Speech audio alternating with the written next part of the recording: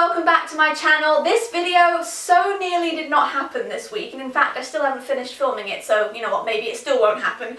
But all I know is somehow, even though it's only been about 12 days since I last filmed the video, it feels like forever and I'm already out of the filming habit.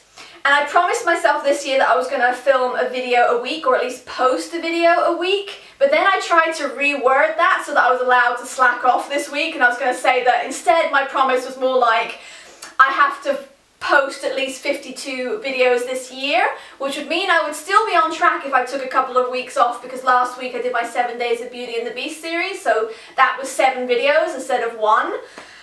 But I know myself, if I take this week off, that just gives me permission to do it ad hoc whenever I want to. So, I am filming a video this week, I swear it, and this is that video, but I have to do something really easy, otherwise it won't happen, which is why I have on my knee here a beautiful stack of books which I am going to haul. So first up I have The Edge of Everything by Giles, and when I first saw this cover I really assumed that it was going to be standard contemporary, and I'd love to know what you think in the comments down below, if this screams contemporary to you, because for me there's something about the title font and the little people on the cover and the fact that the pages are stained peach that just, it really misled me, although I'll admit the fire is a bit of a deviation from that genre. I heard some booktubers talking about this and I realised that I had it pegged wrongly, so I picked it up. On the back it says, X knows only obedience, has seen only hatred, until one bright soul pierces the darkness. Zoe rages against a world turning to ice. Her father's body lies unrecovered in the wilderness and no one seems to care. X and Zoe were never meant to meet, but when their worlds collide they dare to love. They stand on the edge of everything and risk it all. So obviously it is going to be romance still, but it certainly sounds a lot different than I was predicting. And if they don't literally come from different worlds, I'm pretty sure they at least come from different times. So I'm excited about that. And speaking about covers with little people on them, excuse me.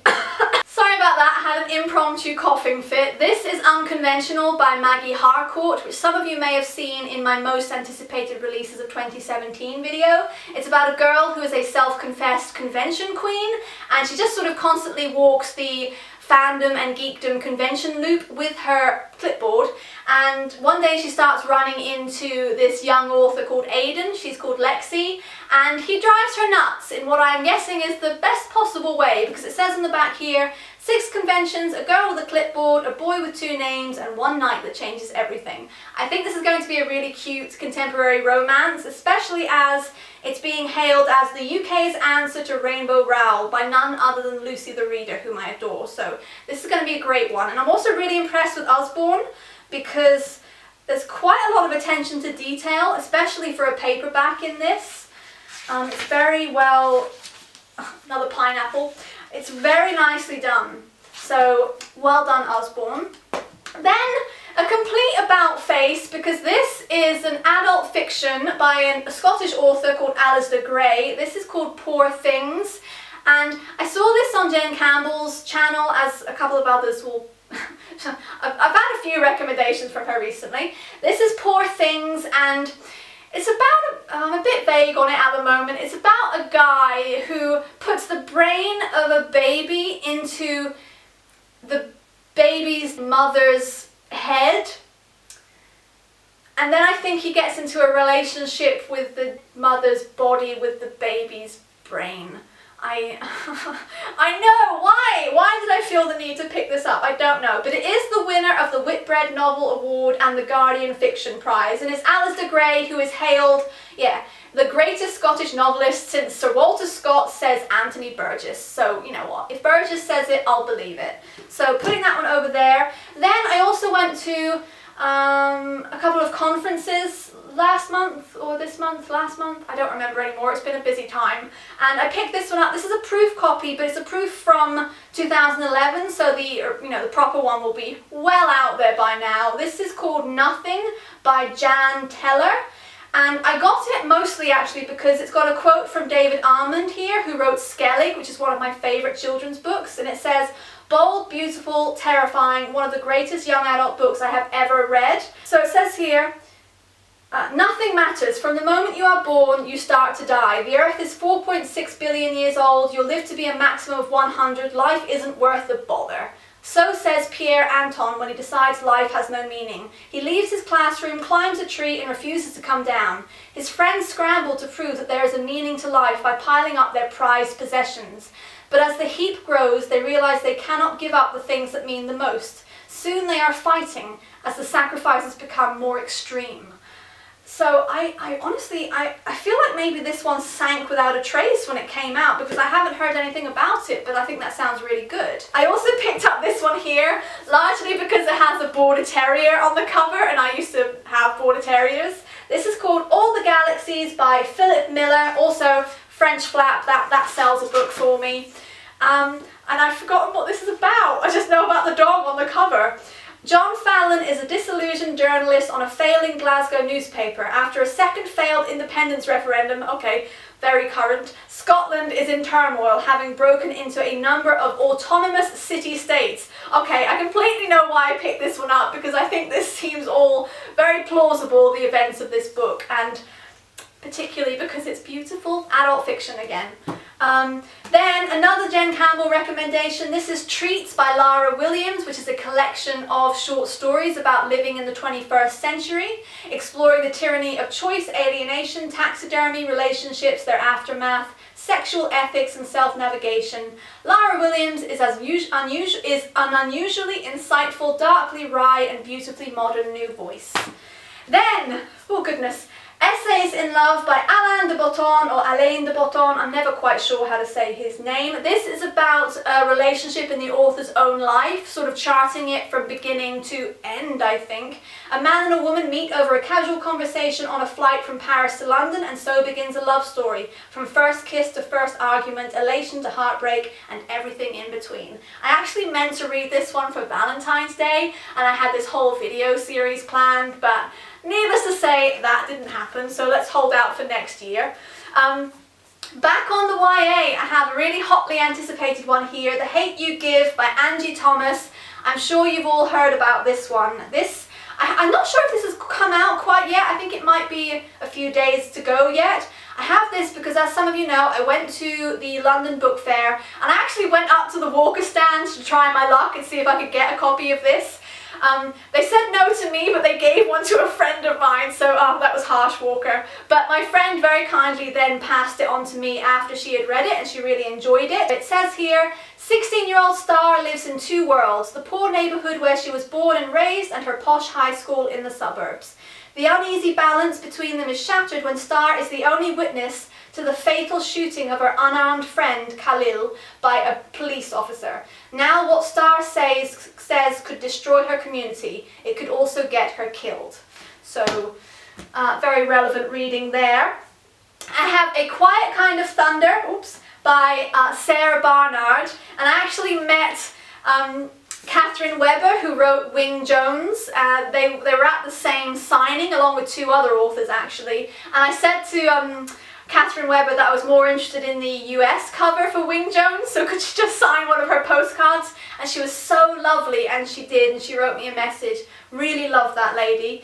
This is A Quiet Kind of Thunder, and it's about Steffi who doesn't talk, Reese who can't hear, but they understand each other perfectly. I've actually bought a few books recently where there's a mute character or characters who communicate differently, so this falls into that category. In the non-fiction category for this haul, I have How to Be a Writer, Conversations with Writers About Writing by David Quantick, featuring John Ronson, Emma Donoghue, Caitlin Moran and Mark Billingham, Catherine Rosenthal. I've actually read really good reviews on this one, and I love reading books about writing because it just enables me in procrastinating about writing. So, yay! Next, another one that was on my most anticipated video. This is By Your Side by Kasie West. Hating this cover, but I love the plot of it. It's about these two teenagers who get shut in a library over the weekend and discover that they were a little bit wrong about each other and start a relationship, I think, which may not survive outside of the library. You know what? So many things don't survive outside the library. So, contemporary romance again. Then on to the hardbacks. I have Thanks for the Trouble by Tommy Wallach, who also wrote We All Looked Up, which I've been recommended many times but haven't read yet. This is about a boy who hasn't spoken. Again, I was talking about mute characters, even if it's selective mutism. A boy who hasn't spoken for 5 years, who runs into a girl. Oh, bookmark. He runs into a girl called Zelda, who claims to be quite a bit older than she looks, and he'll discover there might be a few things left worth living for. So I think something's probably happened to this boy Parker Sante in his past, and that's why he doesn't speak anymore and why he's given up on life, it seems. I really like the texture of this cover. Oh, it's brown.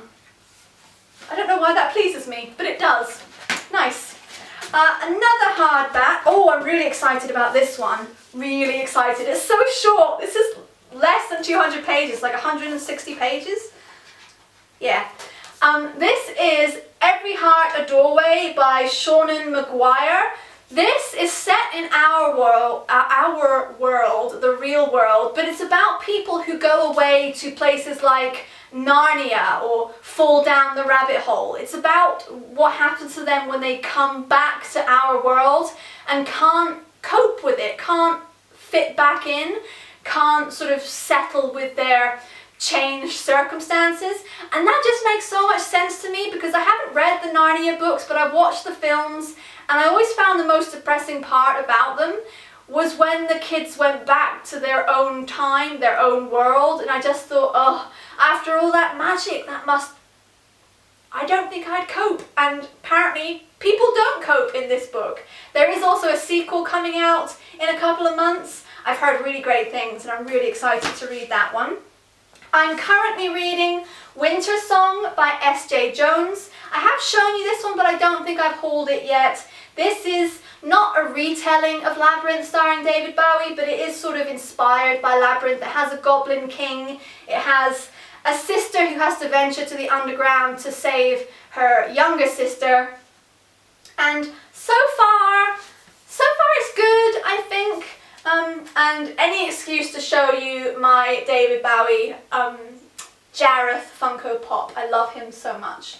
So I'm not that far in. I'll reserve judgment for now. The last one I have to tell you is the biggest bargain. Caraval by Stephanie Garber. Would you believe this is on Amazon for £5? And it's been £5 for a few weeks, so I'm not sure if it's going away quickly or what. It's £5. It's oh yeah, and I got the clock one. I really wanted to get the clock one because, excuse me, because I have the Harville Secker edition of The Night Circus by Erin Morgenstern, which, if you don't know, Caraval and The Night Circus are being compared to each other, and that's why I wanted the clock face. Look, they both have a clock face on them. This is The Night Circus. I cannot believe I got this for £5.